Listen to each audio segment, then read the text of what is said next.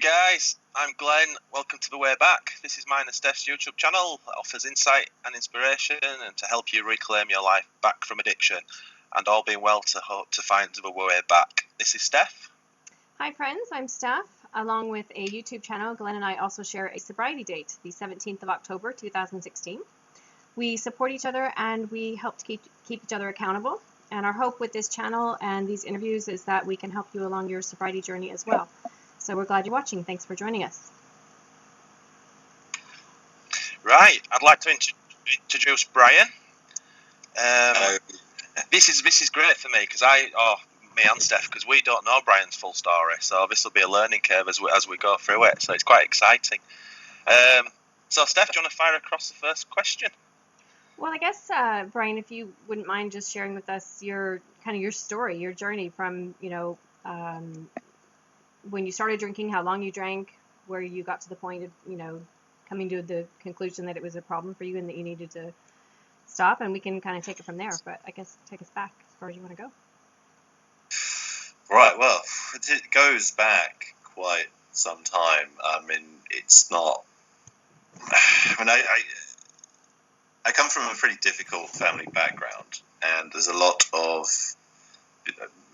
honestly, I think there's a lot of... No, I don't think. I know there is a long history of alcohol misuse along through my family through years and years and years. And unsurprisingly, at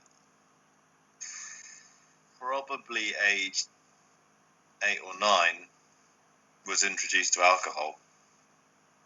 And it was all very much a strong part of life, really. And like many people who have gone on to develop addictions to these kind of drugs, it was a coping mechanism that went really badly wrong. Mm-hmm. And I could quite happily could describe myself not now as a sober person, but I was very much the high functioning alcoholic. I mean, I was drinking up to 3 bottles of wine a day, or anything I could get my hands on, really.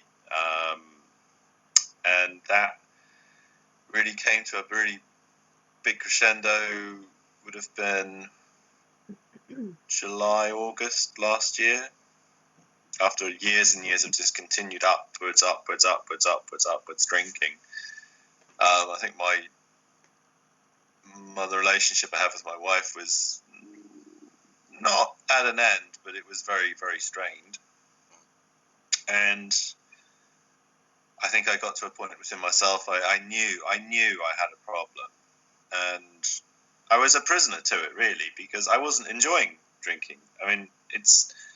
in so many things I've heard and read from other people is that, your tolerance to alcohol so high that you don't even, at some point, you drink just to feel normal again, in a sense. And then I'd be absolutely smashed, just dribbling drunk, awful. I mean, it wasn't even sleep, it was unconsciousness, and I would snore so bad, I would wake everyone up and eventually wake myself up. And then that just goes on. You wake up in the morning feeling like hell, a couple of pints of water, some paracetamol, and then on you go and hold down. I hold down at the moment 2 jobs. One of them self-employed and one of them I'm still an employee. But we got to the early autumn, and it would have been September the 14th was my first sober day. And so we're a little over 7 months down the line now. That's fantastic. And fantastic. I think a lot of issues as well. In videos that I put on very early on, back on Onwards and Upwards, I was talking about my long-term mental health problems, depression, anxiety, post-traumatic stress disorder, all of that. A lot of those issues now, I mean, they're still issues, and I still take medication for that, but it's not a major thing for me like they were. And I'm really quite convinced that I think alcohol was making those illnesses worse. But the strange thing is self-medicating. So these were pre-existing then? With alcohol? You feel like these were pre-existing conditions and you started to self-medicate, or do you feel like it's kind of something that happened around the same time, or was there a cause and effect? Yeah, good question. Certainly, I think a lot of it was self-medication Mm-hmm. with the wrong things, but then still using antidepressants. But I'm starting to tail off from those a little bit now as well. Because you mentioned before that you were introduced to alcohol at a very early age, 8, 9. Was that sort of, what do you mean by introduced? Like it was, were you drinking, was it sort of a regular thing at that age in the family home? More a Like sort of wine with dinner kind of thing? Or? could have a sip of my dad's beer. Yeah. And then not enjoying that, but then having a sip of something like, I don't know, whiskey and cola or something like that, and then, I quite like that. But then naughty little sips of the grown-ups' drinks, and it all seemed to be like, well, they let me do it. Oh, don't I feel so sophisticated and grown up? But you discovered quite young that it had an effect. Yeah, oh yeah. Well, on a child's body and brain, that it's going to have a much faster and longer and harder effect, really, isn't it? Mm-hmm. And it did for me anyway. So at your worst, Brian, at your worst, it was like 3 bottles of wine a night, was it? Yeah. Were you drinking in the mornings or anything? Or weekends? No, I would drink every day, but I wouldn't really start drinking until the late afternoon. I came from work, and the first one just down it goes, and carry on from there. Really. Sorry, go on, Brian. Sorry. But the really scary thing is, like, you think you're hiding all of this, but no. The empty bottles in the rubbish bin, you can't hide that, and you can't hide the paper trail of how much money you're spending on that as well. So as much as how much you think you've got it under control, it's controlling you. It's. You always find a way around that bit, don't you? I did. I was going to say, you find a way to not think about those things, or to make them irrelevant, or just the way it is. You almost justify it, don't you? Justify it, yeah, exactly. Yeah. Oh, I've had a bad day, or I've had a good day, or I feel down, or I feel happy. It was almost like everything for me was always planned around getting alcohol, consuming alcohol, finding money for alcohol. Where can I get some alcohol? When we're going somewhere, how much can I drink? It's all very, very. I mean, that's just full on out. How far you want to segment things down and what people's perceptions of an alcoholic is.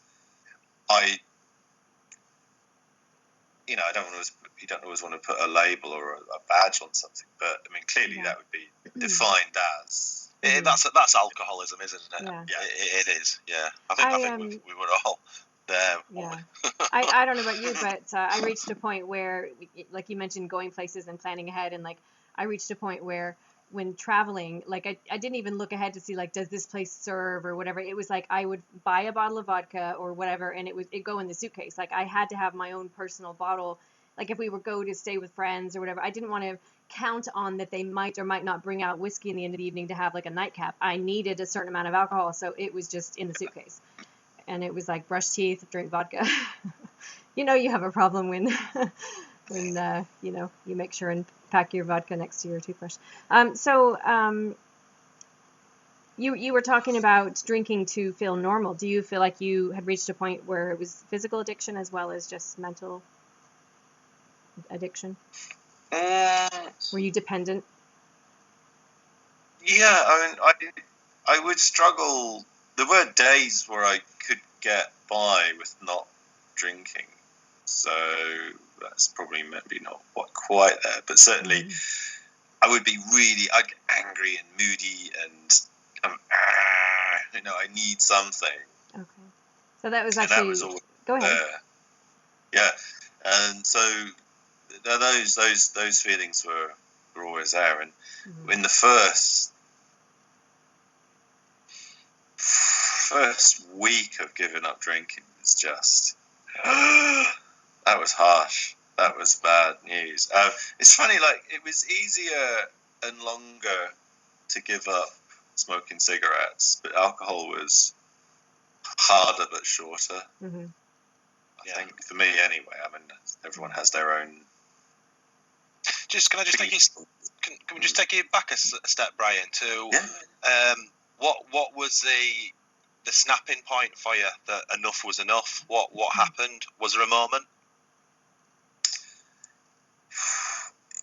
Yeah, I think that I had a major binge of about 3 weeks. Right. In July and August last year. My wife had gone to France to see her mum and dad. She's from Marseille. And so children, wife out in the country. And there's no one to really tell me what to do. And I made myself so ill. I mean, I wasn't hospitalized or anything like that, but it was just full on, like, I'd wake up at 3 or 4 o'clock in the morning, passed out on the sofa. I'd go to stumble back upstairs, go to sleep, wake up, go to work late, do the minimum at work, would go and buy a considerable amount of alcohol. And it's just that it was almost like the most awful hangover. Even when I was drunk, I would still be hungover. Yeah. And I mean, it was just too much. I mean, it was just it really got to a point of like, I'm making myself so ill, and I knew that what I was doing was wrong, and I knew that somehow I had to find a way. And that was scary, because like my whole life was built around the whole drinking cycle. And then, so had you tried in the past to moderate or have a week off here and there? It's something that came up on a number of occasions during times when I was going through cognitive-based therapy. And I never really wanted to talk about the subject of drinking, but the counsellors often bring that up because it's just sort of part of what they do, and there's sort of set questions that they have to ask. But a really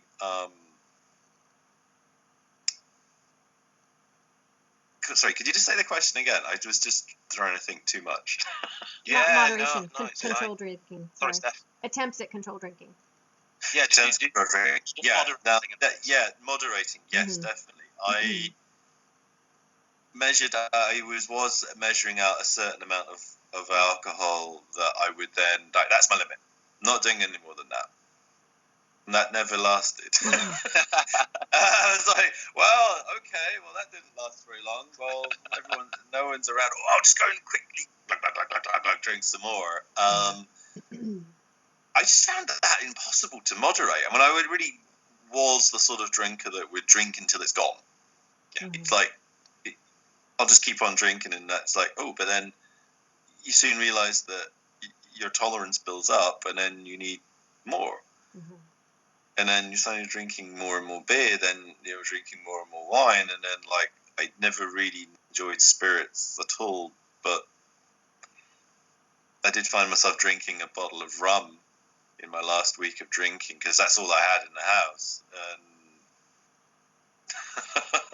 so yeah, moderation. It's not something that worked for me. It's either that I realised then the whole. I knew I had to do something. I'm just searching on Google and looking through social media for things, and then find the whole kind of onwards and upwards Kevin videos, and they were great. And then I realised that I've got to do this now. Whatever happens, and no matter how hard this is going to be. You've got to do this because you've got to save yourself. You know, it's sort of, you get to a point where you realize that you've got to, I'm responsible not just for myself. I have a family and I've got all of those responsibilities. And before something really terrible health-wise happens, I've got to get this done. I really got to get this done. And were you having any physical sort of symptoms at all, Brian? Well, like shakes and things. Or... Yeah, and just general aches and pains and things like that. Liver pain. Yeah, I mean, I used to have terrible stomach pains. Yeah. Awful. I mean, I thought it was just nerves and anxiousness, but it wasn't. I probably have ulcers and all sorts of stuff. I don't know. I hope not.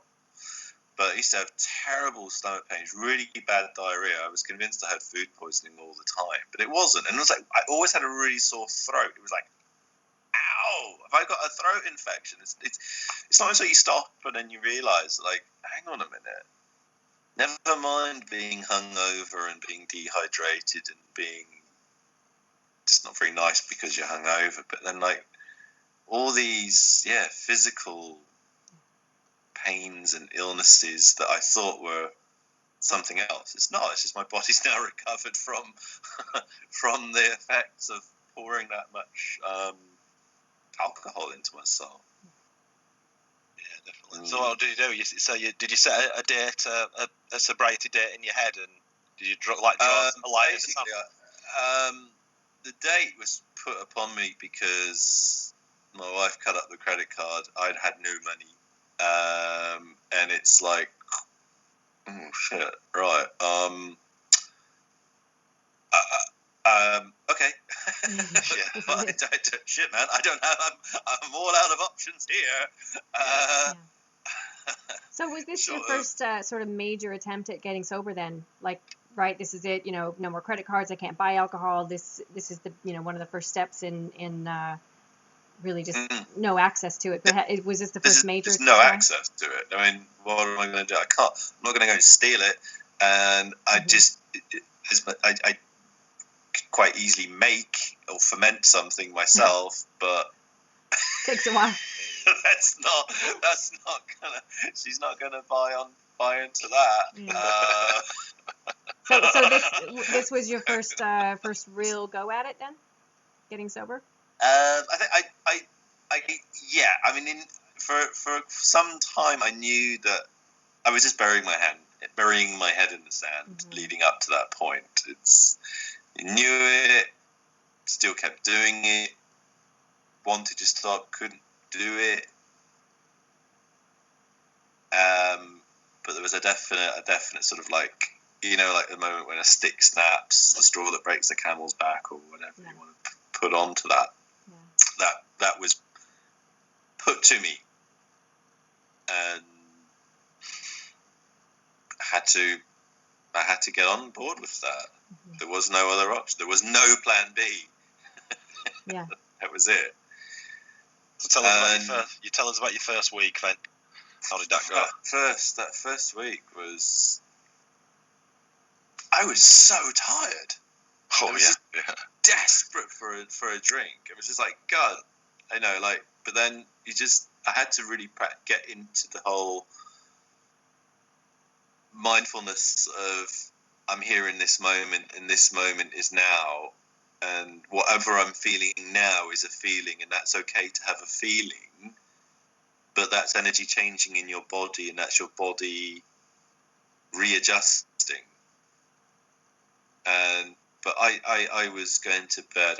I'd have dinner at 7 o'clock. I'd be in bed by 8. I would just be so extremely tired, and just so extremely thirsty. I was drinking lots and lots of mint tea and water. I mean, that's pretty all I drink now is just water and mint tea and coffee.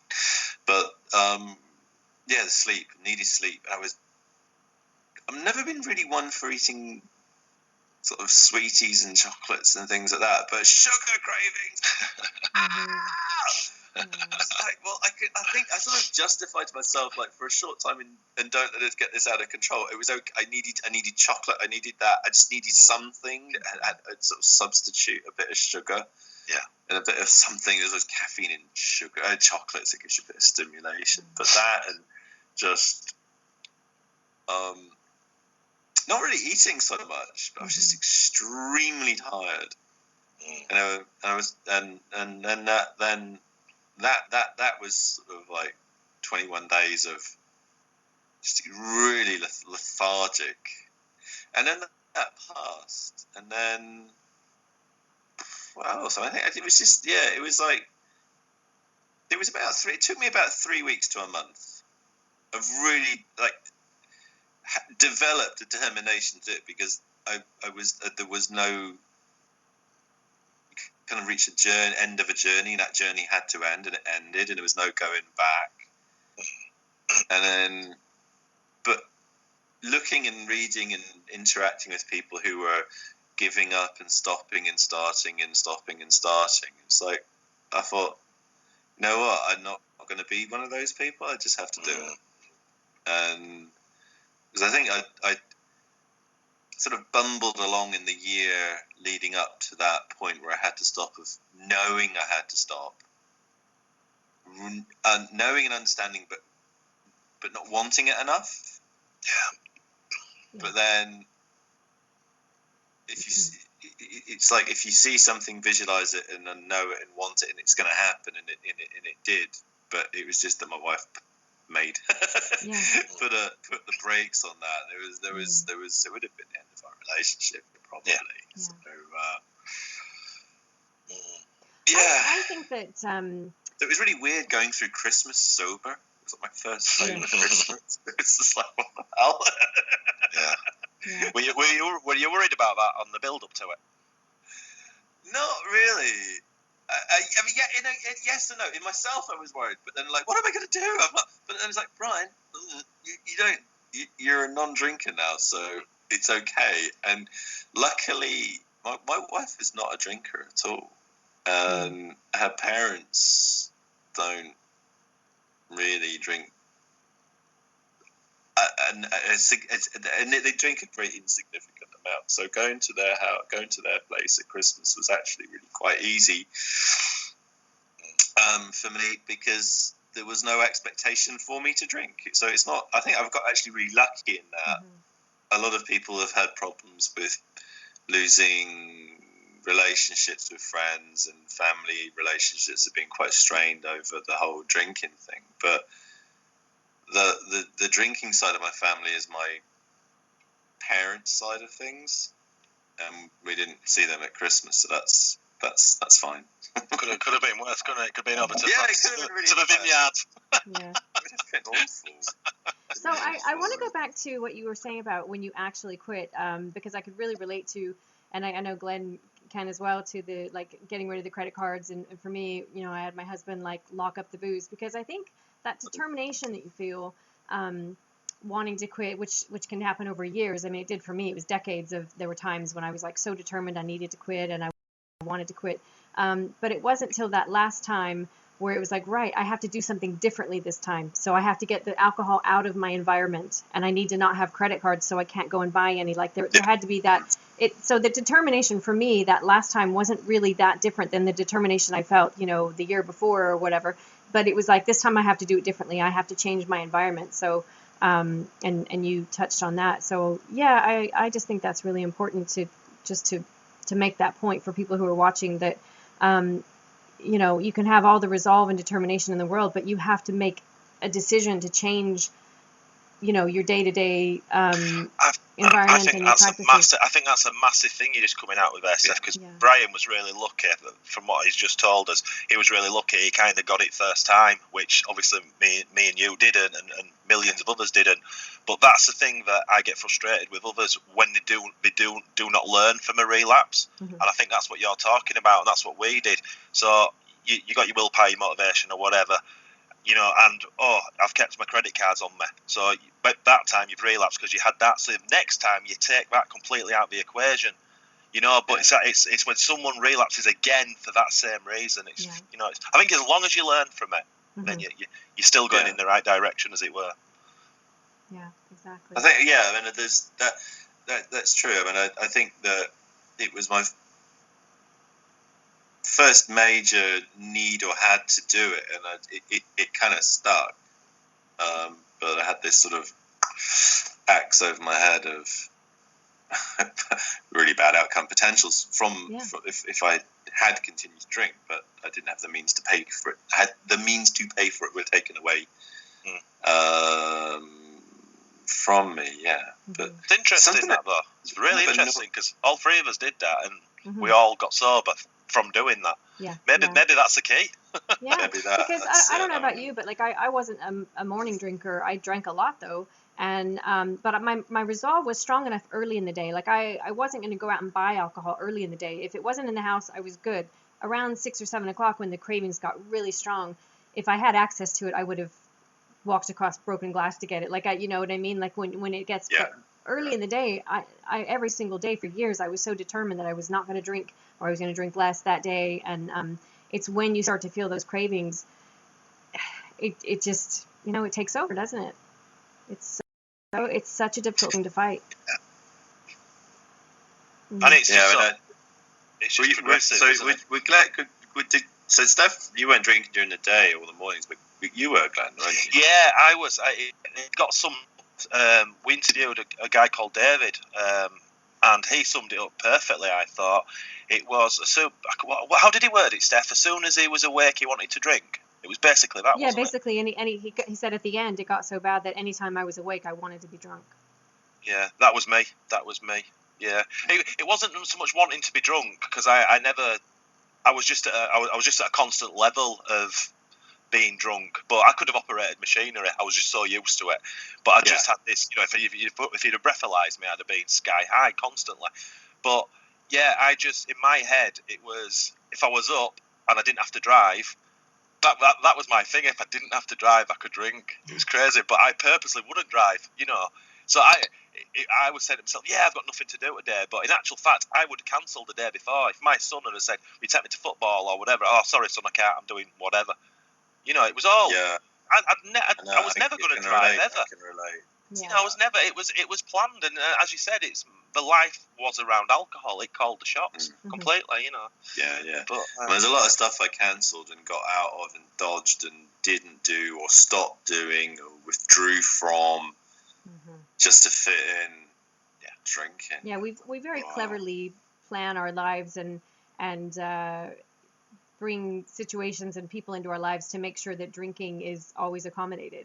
You know, in that the book Drinking a Love Story by Carolyn Knapp, she talks about how we surround ourselves with mirrors. So the people in our lives are, you know, predominantly people who drink the way we do, because if you spend your time with people who are just very moderate drinkers or don't drink, you can't behave the way you normally would in front of them. But if you surround yourself with, you know, with friends who drink the way you do, and everyone's getting drunk and everyone's throwing up and everyone doesn't remember the next morning what happened the night before, then it's like funny, right? It's like, oh, you did this and you did that, and everyone can laugh about it. But when you come out of that and you look at that from a different perspective, you realize how insane that is, that, you know, you were joking with people about that kind of behavior, that you would put poison in your body to the point where you don't know what's happening and you're, you know, throwing up or whatever.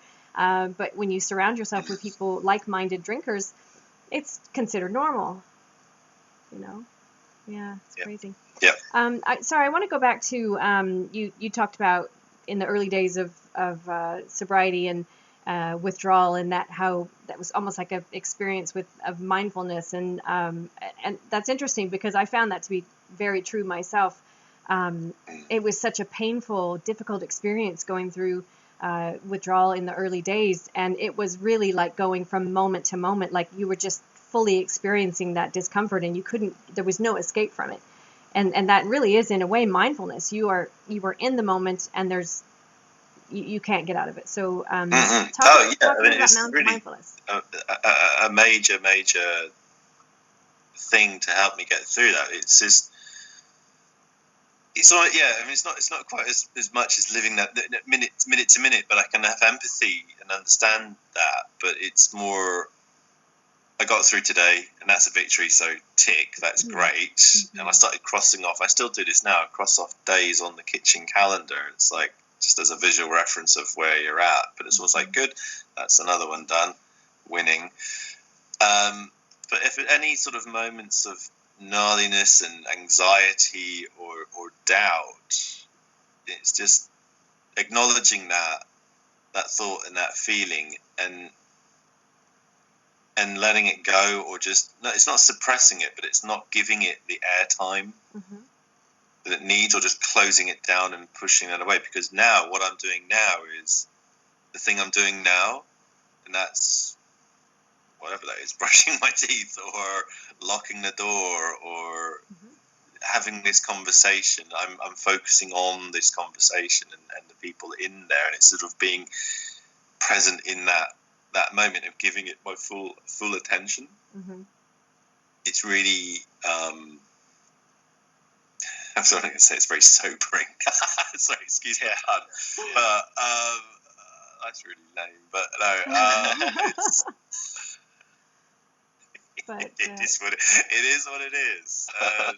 And, yeah, it's the funny thing. It's something that I'd heard a lot about, and it's something that has been explained to me. And it's just when you're in that, again, living in another moment of just existing for alcohol, it doesn't make sense, because you're not ready to receive that message. When you're ready to receive that information, you're able to understand that better. And I think being in that needful moment of having to face up to the fact that I'm a high functioning alcoholic, and then therefore without the means to buy the thing I not at the time wanted but not needed. But yeah, it just pulled everything into sharp focus, and then suddenly, I get this now. And then as the days goes on and the weeks go by, you're able to understand more. So it's almost like you've got an energy that you've only got a little bowl that you can put soy sauce in, and then you fill that little tiny little thing, and then what you need is a teacup, and then you need a coffee cup, and then you need a soup bowl, and now you need a basin, and then you need a bucket, and then you need a huge barrel to fill all of that new energy that comes from definitely from sobriety, but then replacing that stagnant energy that's within you with new energy is a very empowering and very it's a very calming and powerful thing for me, in my experience anyway. So just while with the mindfulness titles being bandied about, obviously I'm just getting into this side of it now, and seriously, as of 8 days ago, I didn't understand any of it. I couldn't grasp it, and I'm talking about meditation, guided meditation, mindfulness. I just couldn't get it, and I couldn't. Even when I read it, I didn't understand anything about it, and you just explained it perfectly. The penny is just starting to drop slowly with me now, of just little things, what it's all about, and obviously I'm no expert or anything, but as I say, it just every day it kind of makes a little bit more sense why I'm doing these things. And obviously, once you get a little bit of a sense for it, and you realise it's a positive, and you want a little bit more and more. So that's kind of where I'm at now. But I was just going to ask you, Brian, were you practicing things like mindfulness before, or is this new to you as well? It's stuff that had been touched on over time through counselling that I've gone through for other stuff. But in June last year, I came back to practice yoga, and I used to do yoga for a good 5 years, about 10 years ago, and then stopped doing that because, well, drinking kind of took over that, and yoga got put to bed. But then I was invited by who was it? No, it's at the place where my wife goes to get her nails done. There's a yoga school, and in the middle of June last year, I had some time off work, and it just happened that week that the yoga centre was doing, for 1 week, you can come along and have a class every day for free. And she said, right, you're not working this week. You should go take the children to school and go down and have a go at this. I was like, oh. So I didn't go the first day because I was too hungover to do anything. And then the next day, I went along. It's like, yeah, sure, come in. And it just suddenly felt I've come home. I was still drinking like crazy even then, but still doing. I did 1 class a day for a week. Brilliant, loved it. Signed up for 1 class a week for a month, and then that turned into signed up to do 2 classes a week, and so I'm still doing 2 classes a week, and that it's been a major reawakening of a lot of good things for me, because that a lot of what we're doing at yoga is it's not just there's all the physical side of the stretching and the breathing, but there's a lot of meditation that we do. There's a lot of spiritual side of things. There's a lot of Taoism, like principles and energy principles, and it's not just like basic yoga, which is all just about like holding a posture. Yeah, you've got that, but then you learn a lot about yourself, and you learn a lot about how you can, when you've learned to heal yourself, first you need to help others. First you need to help yourself. Yeah. So now that I've achieved a level of sobriety, I really have grown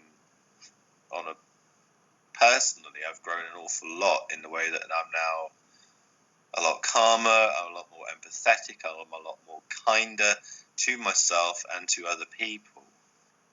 And all of my anxiety has just sort of dried up and disappeared, because I've been able to put myself first and my needs to then go on to do all these other things. Sounds a bit deep, man, but no, it's really good. It works. It works for me. I mean, it works for a lot of people. Yeah. Do you practice meditation daily, Brian? Or Yeah. I mean, I get up at now my alarm goes off at 6 every morning. I'm up out of bed and I do bowing meditation, which is all to do with it's a Taoist thing, but you work in either the 21, 50 or 100 bows. 100 is really hard. That takes a lot of effort. So 21 bows, and then hold the posture where you lie on your back and put your feet in the air. It's called Sleeping Tiger. It really, really hurts, but that brings a lot of energy to you, and lots of body tapping exercises to get the blood flowing around your body. Oh, wow. I do that every morning. Gets your day started well. Wow. And that's 7 days a week you're practicing that, yeah? Yeah. Well, at least 5 mornings a week I'll do that. Yeah, on work days, yeah. Give myself a day off on Saturday. Yeah. How often do you do yoga? And then on Sundays, the season's coming to an end. I volunteer to help at a rugby team on Sunday. I do coaching for, he'll be moving up an age group next year, but my 2 boys play rugby, and I coach for the under-10s team as well, which is another thing I never had any interest in doing that, and now I do. I kind of live at the rugby club now. One night a week, one all-day Sunday. Yeah. So busy. So, Brian, how often are you doing yoga? Is that a daily practice, or is that? I go to 2 organised classes a week. Okay. Now, so I go on. It used to be Monday morning, but I changed that to Tuesday evening and Friday evening. So, just a few work things changed around. So, Can I just ask you a quick question, Brian? I know I'm just conscious of a bit of time. What's become apparent to me in the last month, maybe month and a half, is I got to a stage where I was done with the drink, and I was happy that was it for me. Not being cocky, I understand. I'm one drink away for disaster. I always say that, but pretty much I'm done with it. But then I realised I was quite flat again. So all the good stuff had happened. I'd gone up and up and up over months, and then I kind of plateaued, or even went downhill slightly, but not with the drink, just with everything else in life. It's mental health, yeah. I can feel you on that one, because there was. I think that something I'm really have to be very careful of is that when I do something new, I almost like completely overcompensate and get too excited about things when they happen, or get really upset when things don't happen. I think a lot of the sort of mindfulness and grounding is about keeping your feet on the ground and accepting things for what they are. But I had a big burst of energy about in the second month of sobriety, but I really had to work on not letting that get too much. It's almost like, whoa, boy, steady, rein yourself in a bit, you know. Yeah. And it was at first early January. I was really not feeling great about things. I was really quite not on the verge of having a major sort of depressive episode, but I was just. There was a couple of things I was working on that I was hoping that would happen but didn't, but then, funny enough, then sort of time goes by a short time later, and the universe kind of provided what I needed. So do you think you were you on a bit of a pink cloud and fell off? Was it that sort of experience when you said about that burst of energy in the second month? Were you Yeah, I think there was a bit of like, I've come to this sort of Shawshank Redemption kind of thing. You know, you're like, I've made it through the tunnel, and I'm here, and it's like it's all good. But then at that time, there was lots of people falling off onwards and upwards, and that really started to annoy me. In fact, really annoyed me. Yeah, when you sort of like people, huge spikes of everything's great. Oh, I'm sober. Oh, I'm not now. Oh. But I'm trying hard, and it's like, fucking hell, and that's because you're putting the effort in 100%, isn't it? And you know deep down that person's not.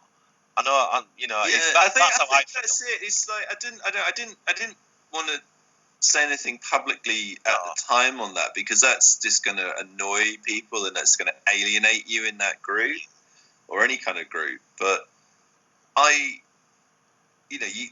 we always sort of like warrior, engage warrior mode. That it was like I'm literally fighting for myself, and if you need to do it, you need to have to want to do this for yourself, because no one's going to save you. Yeah. And I think unless you flick that switch on to turn on warrior mode and be your own self savior, and take it seriously enough and owe it to yourself. The pink cloud.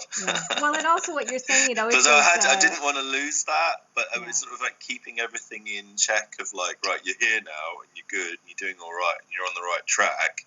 Just don't let your guard down, and don't self-congratulate yourself, but don't do it to the point of becoming blasé about things, because you've always got to be on your guard. And even now, I mean, I get that. I'm one drink away from disaster. I mean, the old sayings. I mean, everyone's read it in, everything that's written on the internet and everywhere about, one drink's too many, but more than that's never enough. And that's true, because I totally get that now. It was like, one was never enough. I was never that take it or leave it. I'm more like, take it and just keep on. Oh, it's gone now, right? Yeah. and then also, you popped out, because like then you're so full of poison that the spirit energy in your body has to go somewhere else. So you black out until your body becomes detoxified enough for that energy to come back to you, to wake you up again and get on with your day.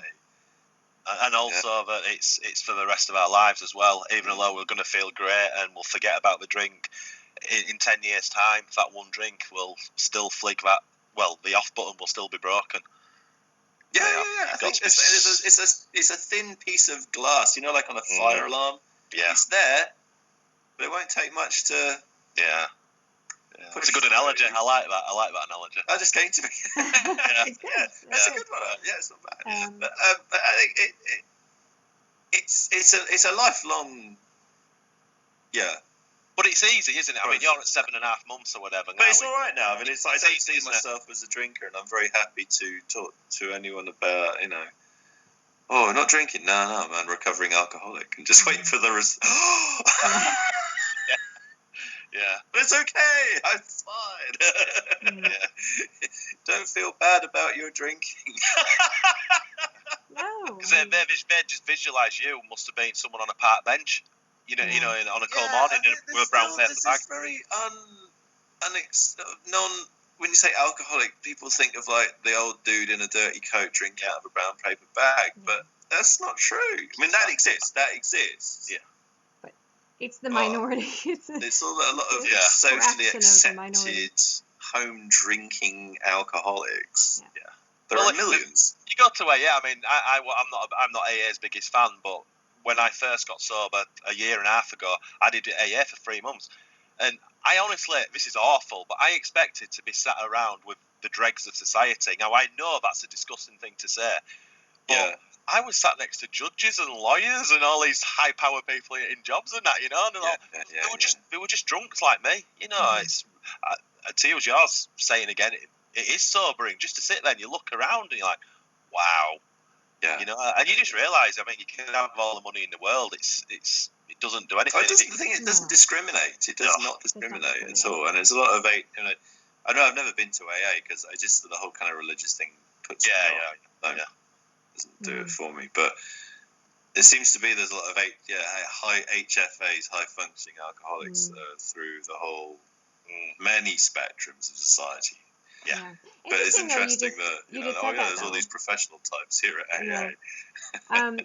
It's interesting, Brian, that you said that about like religion, because I feel the same. It's not I don't go to AA. I don't really, for me, I don't feel like the higher power thing is something that's relevant for me as far as getting sober. But it's interesting with the whole meditation and mindfulness and spirituality aspect of it, because I was waiting for that. I do sound slightly cliched myself there. Yeah, in a way, no, but I'm not saying that. But it is. I think there's something really powerful in the mindfulness. It almost like I sound like I have some sort of spiritual leader now, don't I? But like even Glenn is starting to get into the meditation and mindfulness thing, and I think it's really important. There was something I sent Glenn the other day out of this book that I'm reading. I got from the library. It's called Mindful Recovery, but it was to do with the relationship between alcohol addiction and mindfulness, or the lack of. And I'm going to read this, what I sent to him. It's the inability to focus on the moment is avoidance of life, because life only exists in the present moment, and mindfulness is the opposite of avoidance. Always thinking about what's coming up next, you fail to live the actual moments of your life. You're always trying to get some other better moment. You never live, but instead are always planning to live. Addiction is escape, as we all know. So living this way is it's escape. It's avoidance. And so that's why mindfulness is so important. I think it's something that's easy to kind of shrug off as, oh well, that's like hippie tree hugger stuff. But it is really important to learn how to live in the moment, to learn how to. I think it's a really important thing. It's a very, very important principle for it's not just people like ourselves in this recovery, sober living life that we have now, but I think every person in the world can benefit from that. Absolutely. A lot of people do live in that mindset, not unknowingly. But I think there's probably a greater number of people who need an introduction to that principle. Absolutely. Because it's like, unless you're there, it's almost like stop looking for something new. It goes back to gratitude, isn't it? Of like, I'm happy for the things that I have, not for the thing that grateful for what I have or what I'm living through now. It's not about I want everything around you. It's like I'm here in this moment and enjoying this, whatever I'm doing. I'm focusing on this cup of mint tea, or I'm listening to that piece of music, or the thing that you're doing is the important bit. And I think it's so easily forgotten, and it's so easily overlooked in society. So do you feel like doing yoga and other types of meditation is actually training your mind to be able to live in the moment and have acceptance of your feelings totally. and thoughts? Absolutely, because even if always in class, it's like if your mind wanders, bring yourself back. You're meant to be here. It's almost like you're not thinking about, oh, I'm a bit hungry.